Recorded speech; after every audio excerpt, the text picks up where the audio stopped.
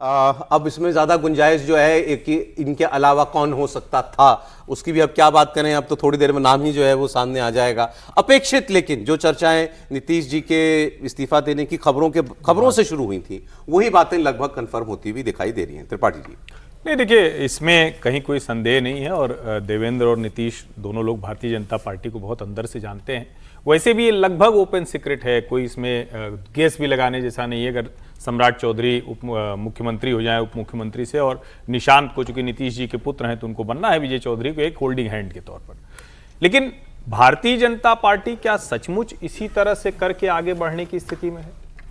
देश में और भारतीय जनता पार्टी के भीतर भी आज 14 अप्रैल है, बार बार एक ये सवाल उठ रहा है कि क्या एक भी मुख्यमंत्री भारतीय जनता पार्टी अनुसूचित जाति का नहीं बना सकती है? और जब बिहार जैसे राज्य में अगर 2.5% का नीतीश कुमार प्रतिनिधित्व करने वाले कुर्मी जाति का जो कोयरी है उनसे ज्यादा है, वो 4% से अधिक हैं, तो ठीक है, वो सम्राट चौधरी उससे आएंगे, फिर धानुक उससे कम है, लगभग ये 9-10% हो जाते हैं। मूल सवाल यहां ये है कि क्या सम्राट चौधरी को इसलिए सिर्फ बनाना है क्योंकि कुर्मी कोयरी का एक जो कॉम्बिनेशन था वो चल रहा था? क्या भारतीय जनता पार्टी इस तरह की राजनीति से कहीं आगे बढ़ पाई है? किसी एक राज्य में ऐसा कोई उदाहरण हो बताइए। नहीं है ऐसा उदाहरण, क्योंकि भारतीय जनता पार्टी हिंदू आइडेंटिटी की बात करती है, उसमें वो बात करती है कि ओबीसी ईबीसी, ये नीतीश जी की राजनीति थी। इसको समझिए, इसको मैं बड़ी गंभीरता से कह रहा हूं। ये नीतीश जी की राजनीति थी कि ओबीसी में ईबीसी उन्होंने खोजा, और चूंकि उनको पता था कि वो 2-2.5% हैं, यादव 14-15% हैं, तो उनको एक कॉम्बो बनाना था। बीजेपी के हिंदू अम्ब्रेला में क्या ये जाति जाति की बात करने से या इस तरह से कहना कि यही समीकरण आगे बढ़ेगा, क्या ये काम करेगा? दूसरा, अनुसूचित जाति का व्यक्ति क्यों एक भी मुख्यमंत्री की कुर्सी पर भारतीय जनता पार्टी में? सवाल ये 14 अप्रैल को ज्यादा बड़ा सवाल हो जाए। एक फैक्टर जो है उसकी हम लोग बात नहीं कर रहे। आप हो सकता है आपको ये लगता हो कि नहीं वो इरेलेवेंट है बात वो, लेकिन भाई नीतीश कुमार या जेडीयू कैसा चाहती है कॉम्बिनेशन आगे, उसकी भी तो कुछ तो से रही होगी ना इसमें। बिल्कुल नहीं। देखिए, मुझे लगता है कि ये भारतीय जनता पार्टी के साथ साथ कहना पड़ेगा कि नीतीश जी की भी पसंद है। और भारतीय जनता पार्टी चूंकि गठबंधन में जी रही है, उसको केंद्र में अभी अपने बल पर सत्ता नहीं है और नीतीश जी पर रिलाई करना पड़ रहा है, तो ये भी एक मजबूरी हो सकती है भारतीय जनता पार्टी की कि वो नीतीश जी की बात को मान करके सम्राट चौधरी को वहाँ पर मुख्यमंत्री बनाए। आपने देखा होगा कि अभी जिक्र किया था, और हम आते ही इसका जिक्र कर रहे थे आपसे, कि नीतीश जी ने शायद ये शर्त रख दी है कि आपको सम्राट चौधरी को बनाना होगा और उसके बाद ही वो रिजाइन करेंगे। तो इसीलिए 3 बजे जो है वो विधायक, भारतीय जनता पार्टी के विधायक मंडल की, और इसमें सभी सांसदों को भी बुलाया गया है। मजेदार बात है, विधायक दल का नेता चुने जाने पर सांसद लोग उस बैठक में नहीं होते हैं, लेकिन जो मेरी जानकारी में आई है उसमें सारे बिहार के भारतीय जनता पार्टी के सांसद भी सम्मिलित होंगे।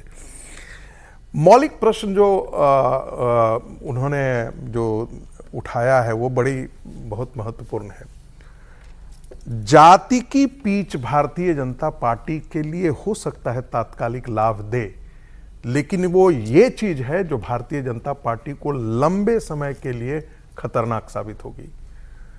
आपने मोहन यादव को बनाया ना मुख्यमंत्री, आपने उत्तर प्रदेश में आपने उनका प्रयोग किया, लेकर के आए, चुनाव प्रचार में आए, यादवों का कितना वोट मिला आपको?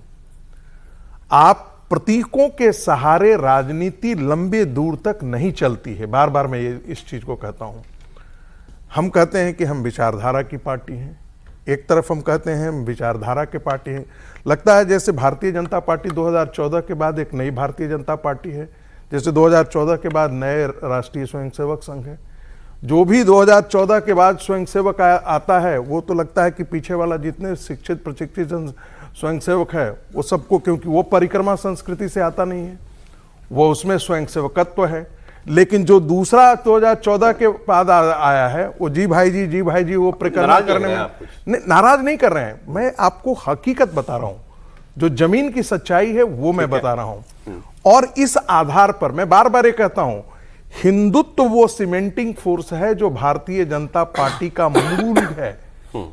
यदि जाति की राजनीति को ध्यान में रखते हुए यदि आपने किया तो जाति कल जाकर के क्या मैं एक 10 सेकंड जोड़ देता हूं। नीतीश कुमार एक ऐसे सर्वमान्य नेता थे जिसमें अगड़ी जाति और पिछड़ी जाति दोनों साथ आकर के खड़े थे, लेकिन बिहार में इसके बाद कोई ऐसा नेता नहीं है। एक खेमे को आप बनाएंगे, दूसरा खेमा नष्ट हो, ये आपसे इतर जाएगा। अपर कास्ट जो है वो भारतीय जनता पार्टी का तो एकदम टेस्टेड ये है ना, जिसमें आपको 70% 80% वोट मिलता है। सर लेकिन सरकार में तो ये सरकार, ये पिछली सरकार से भी, और तो कंटिन्यूटी लगभग मानिए ना, टीम तो लगभग वैसी ही है। तो भाई बीजेपी ने तो बीजेपी ने अपना चेहरा क्लियर करने में तो नहीं, कल नहीं आज नहीं किया है ना, पहले से कर दिया सरकार। नहीं, सम्राट चौधरी चेहरा थे। एक चीज देख रहे, मैं तो फिर कह रहा हूं, इसमें जो आपके जो संवाददाता ने कहा, बहुत अच्छी बात कहा कि सम्राट चौधरी को दायित्व दिया गया, नीतीश कुमार से लड़ने का दायित्व दिया गया, फिर उनको होम मिनिस्ट्री दिलवाया गया, उनको ये किया गया, तो सम्राट चौधरी उभर करके एक नेता आए भारतीय जनता पार्टी के लिए, और यदि वो कल जाकर के मुख्यमंत्री बनते तो इसमें कोई आश्चर्य नहीं होगा। लेकिन इस आधार पर आप बनाएं सर, अब ये तो पार्टी दलित, ये तो आप लोग बेहतर जानते हैं कि पार्टी में इस वक्त कौन सी कंसिडरेशंस को ज्यादा तवज्जो दी जाती है। वो जाति की कंसिडरेशन है, लीडरशिप किसको मिले तो वो लीडरशिप मेटल किस में है, क्वालिटीज किस में है, वो भी देखना। और फिर जो विधायक हैं जो 5-5 बार से विधायक, अब ये तो ऐसे क्यों नहीं बन सकते? अब फिर वो बात है भाई, जेडीयू क्या चाहती थी, नीतीश जी क्या चाहते थे, उनका मूल बात यह है कि जेडीयू चाहती थी। समीर जी क्या लग रही है आपको इसके पीछे की वजह है? यही 3 नाम अगर है। मूल बात यह है कि नरेंद्र मोदी और अमित शाह क्या चाहते थे कि बिहार की राजनीति में क्या होना चाहिए जब पहली बार मुख्यमंत्री बनाने की बात आई। और जहां तक राजनीति का सवाल है, भारतीय जनता पार्टी का संगठन हो, भारतीय जनता पार्टी की राजनीति हो, अमित शाह और नरेंद्र मोदी से बेहतर उनकी राजनीति कोई नहीं जानता। तो वो बहुत बेहतर तरीके से जानते हैं कि बिहार की राजनीति में उन्हें किसे मुख्यमंत्री बनाना होगा और कौन भविष्य में भारतीय जनता पार्टी को वहां आगे लेकर जा सकता है। जब नीतीश कुमार दिल्ली आ रहे तो एक ऐसा स्थायी नेतृत्व में बिहार में मिले जो लंबे समय तक बिहार में राज करे, और जब अगला चुनाव 2030 का विधानसभा का चुनाव आए, उसके पहले लोकसभा का चुनाव आए, तो भारतीय जनता पार्टी के लिए वो एक बहुत बड़ा स्टार प्रचारक हो और उसके नाम पर हम वोट या उसके संगठन पे हम ले सके और उसके नाम पर पार्टी एकजुट रहे, उसके नाम पर नीतीश कुमार का भी समर्थन रहे। तो मुझे लग रहा है कि जब सम्राट चौधरी के नाम पर जब बात हुई होगी तो नीतीश कुमार ने कहा होगा कि भाई सम्राट चौधरी के नाम पर हमारा समर्थन है। अमित शाह चाहते होंगे कि भारतीय जनता पार्टी ने जिस तेजी से बढ़ाया, अब ये नीतीश कुमार के कहने पर तो भारतीय जनता पार्टी ने बढ़ाया नहीं होगा। नीतीश कुमार ने ये तो नहीं कहा होगा कि इसको आप प्रदेश अध्यक्ष बना दो, इसको बढ़ाइए, मेरे बात नहीं बनेगा, इसको आप प्रदेश अध्यक्ष बना दो। भारतीय जनता पार्टी इसको लेकर है, इनको प्रदेश अध्यक्ष बनाती है। नीतीश कुमार ने यह तो नहीं कहा होगा कि भाई सम्राट चौधरी को आप गृह मंत्री बना दो और उप मुख्यमंत्री बना दो। ये भारतीय जनता पार्टी ने तय कहा कि सम्राट चौधरी को गृह मंत्री उप मुख्यमंत्री बनाना है। और वैसे भी नीतीश कुमार की इतनी राजनीतिक हैसियत नहीं कि वो नरेंद्र मोदी और अमित शाह से कह सके कि आप इसी को मुख्यमंत्री बनाओगे तब मैं इस्तीफा दूंगा। अगर वो अमित शाह और नरेंद्र मोदी इस स्थिति में है कि वो नीतीश कुमार से इस्तीफा ले रहे तो उन्होंने बहुत क्लियर कर दिया होगा कि कौन बनेगा कौन नहीं बनेगा। बीजेपी ने उसी को बनाया जिसको नरेंद्र मोदी अमित शाह ने चाहा होगा। इसमें किसी का दबाव, किसी की सिफारिश कोई काम नहीं आया होगा। एक जानकारी मेरे पास व्यक्तिगत जानकारी है, बहुत गंभीर जगह से जानकारी है।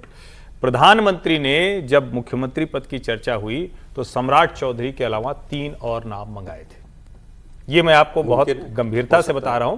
निश्चित तौर पर सम्राट ही बनते दिख रहे हैं और जो स्वाभाविक है वही है, लेकिन सम्राट चौधरी के अलावा 3 और नाम हो सकता है प्रधानमंत्री ने मंगाए। अब फिर ये खबर निकालिए कि वो 3 नाम कौन थे और उन पर क्यों फिर बाद में विचार नहीं, वो नाम मुझे नहीं पता है क्योंकि उन्होंने बताया नहीं। मैंने पूछा आपसे, मैं जरा बात करूं, एक बार निशांत की भी बात करेंगे। भाई अब ये भी बड़ी बात हुई कि परिवारवाद के खिलाफ सारी जिंदगी लड़ने के बाद अंतिम पड़ाव में नीतीश कुमार जी की राजनीति में फिर बेटे को ही लाना पड़ रहा है।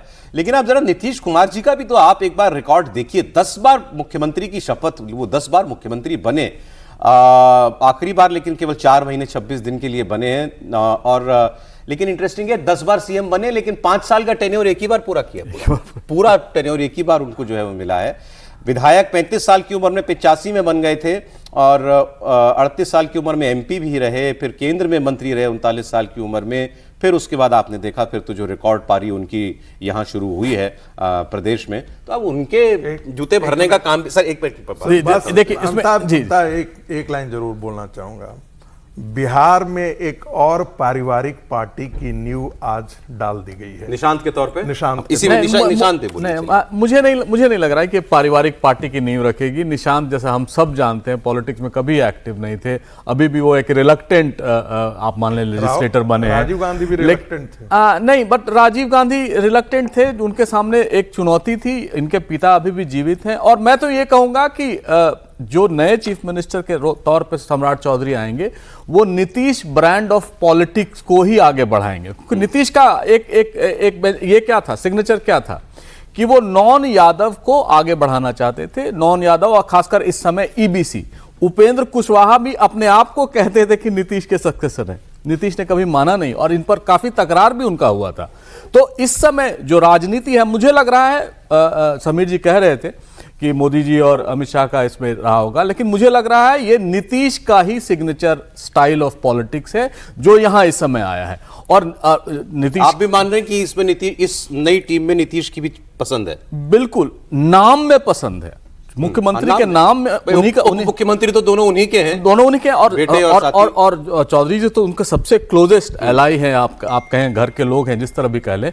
लेकिन नीतीश का इस समय वही ब्रांड ऑफ पॉलिटिक्स यहां पर सामने भी आया है और आगे भी हम यही देखेंगे कि ये एक बड़ा एक जातीय समीकरण को भी अगर देखें तो इसमें भी जातीय समीकरण ही हावी रहेगा। भले ही वो दिखाएं कि वो भारतीय जनता पार्टी के हैं, लेकिन जाति यहां भी प्रॉब्लम। शायद बीजेपी ने ये कॉम्प्रोमाइज कर लिया है कि जाति के अलावा बिहार में इस समय एटलीस्ट वो और कोई पॉलिटिक्स नहीं कर जिन पाएंगे। जातीय समीकरणों पर भारतीय बीजेपी एनडीए ये चुनाव लड़ा और उसी के आधार पर जो टीम सिलेक्शन किया गया चुनाव के तुरंत बाद, जी वही इस नई टीम में आपको दिख रहा है। वही नई टीम में दिख रहा है, वही ब्रांड ऑफ पॉलिटिक्स दिख रहा है कि नॉन यादव्स, कुशवाहा हैं सम्राट जी, सम्राट जी कुशवाहा हैं, नीतीश जी कुर्मी हैं और निशांत कुर्मी हो गए और विजय चौधरी जो है भूमियार। जी बिल्कुल। तो ये वाली जो आप बात कर रहे थे वो प्रकाश वाला, विजय सिन्हा जी थे उनसे पहले। नहीं तो उधर से विजय चौधरी आएंगे ना, तो वो विजय चौधरी शायद अपर कास्ट ही है ना। वही मैं कह रहा हूं। हाँ, तो दो ओबीसी एक अपर कास्ट, तो आप जरा नहीं आप जरा इस चीज को देखिए ना कि आप जरा समीकरण देखिए। जो भारत अपर कास्ट नीतीश के वोट बैंक नहीं थे, भूमियार कोई नीतीश को वोट नहीं करता था, लेकिन अब उस राजनीति में वो फिट इन करेंगे। आप कह रहे हैं अपर कास्ट को चीफ मिनिस्टर बनाते? नहीं, मैं बिल्कुल नहीं, ऐसा नहीं कर रहा था। मैं पहले दिन से ये लाइन पे ये करता हूं, आप दलित को बनाइए, आप कुर्मी को बनाइए, आप कोयरी को बनाइए, आप कुशवाहा को बनाइए, किसी को भी बनाइए सर, अब वो बट वैचारिक निष्ठा से जुड़े हुए व्यक्ति और संगठन से जुड़े हुए व्यक्ति को बताइए। सशंकित क्यों है? नहीं सशंक, फिर वही आपने कहा, मैं सशंकित नहीं, मैं कह रहा हूं संघर्ष के जो लोग रहे हैं। सर 2014 आप तो 2014 आपने क्या किया है? आपने क्या किया? मैं तो बोल रहा हूं, मैं तो ये कह रहा हूं ना, 2014 से जो आए भारतीय जनता पार्टी के, वो वरिष्ठ हो गए और जो 2014 से पहले जिन्होंने संघर्ष किया वो सब किनारे के। इसकी चिंता बीजेपी पर है। ये बीजेपी को देखना है कि वो बना रही है, वो उसका कितना पुराना उसकी विचारधारा से जुड़ा हुआ आदमी है, कौन नेतृत्व दे सकता है, सब जातीय समीकरण, साथियों का ख्याल रखना, गठबंधन के मजबूरियों का भी शायद कुछ इसमें रखा गया हो, विचार रखा गया हो। एनीवे